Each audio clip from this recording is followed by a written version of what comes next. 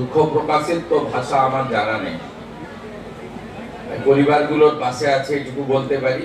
Rail দুর্ঘটনায় নিহতদের পরিবারকে সমবেদনা জানাতে এসে কার্যত আবেগরুদ্ধ মুখ্যমন্ত্রী শুভেন্দু অধিকারী। স্বজনহারাদের চোখের জল ছাড়া কিছুই দেওয়ার নেই, মঞ্চ থেকে বললেন শুভেন্দু অধিকারী। আমি পরিবারগুলোর পাশে আছি, আমি প্রত্যেকের সঙ্গে আলাদা করে কথা বলেছি। দেখুন, এখানে চোখের জল দেওয়া ছাড়া আর অন্য কিচ্ছু নেই আমাদের দেওয়া। এই পরিবারগুলোকে শক্তি দিক, তারা যাতে এই শোক কাটিয়ে উঠতে পারে। 17 জুলাই সকালে মুর্শিদাবাদের গোবিন্দপুরে রেলগেটে এক লহমায় ঝরে গেছে পাঁচটি প্রাণ, 4 খুদে পড়ুয়ার মৃত্যু হয়েছে। বৃহস্পতিবার হেলিকপ্টারে বহরমপুর স্টেডিয়ামের ময়দানে নেমে সড়ক পথে সোজা মুখ্যমন্ত্রী পৌঁছে যান সেই গোবিন্দপুর গ্রামে। অভিশপ্ত রেলগেট পার করে মুখ্যমন্ত্রী পৌঁছে যান স্বজনহারাদের কাছে।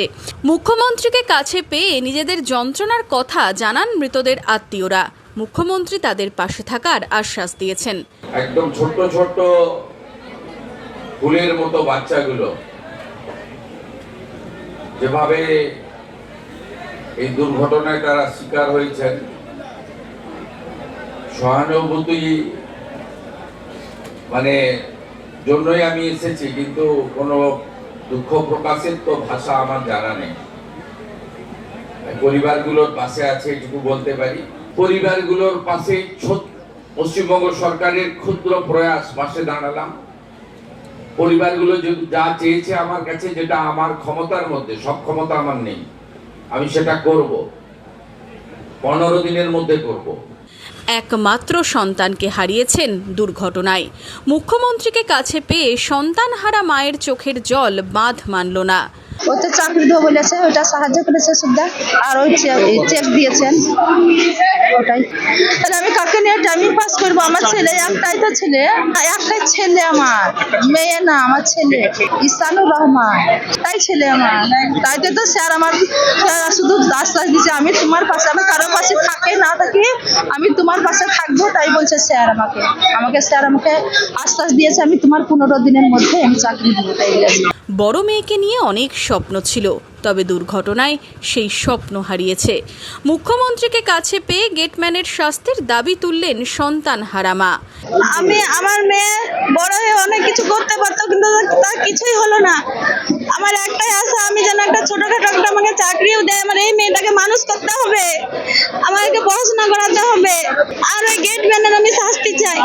এদিন মুখ্যমন্ত্রীকে কাছে পেয়ে ক্ষতিপূরণের দাবিও করেন স্বজনহারা পরিবারের সদস্যরা। মুখ্যমন্ত্রী বললেন যে বিদেশ যাওয়ার লাগবে না, এখানেই আপনাদের চাকরি দেওয়া হবে, সিভিকের চাকরি দেবো বলেছেন।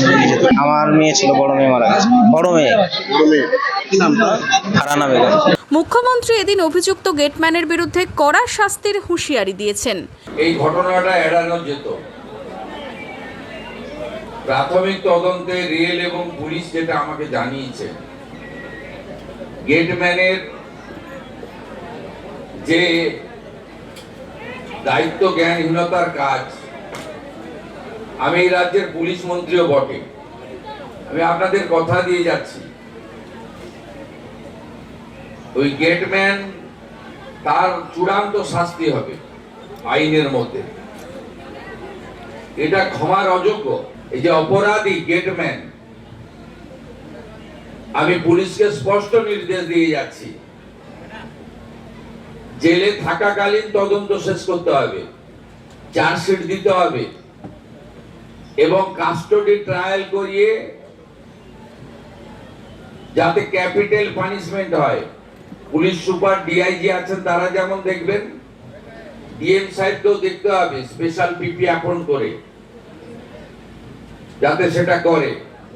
আমি এই বিষয়ে স্থানীয় এমএলএ ভরত ঝাড়কে দায়িত্ব দিয়ে গেলাম, তিনি আমার সঙ্গে টাইম টু টাইম যোগাযোগ করবেন, যাতে এইরকম ফুলের মতো নিষ্পাপ, এত সুন্দর একরত্তি, আমাদের ভবিষ্যৎময় এইরকম ঘটনা যাতে আর কারণ না ঘটে, এটাই প্রার্থনা থাকবে।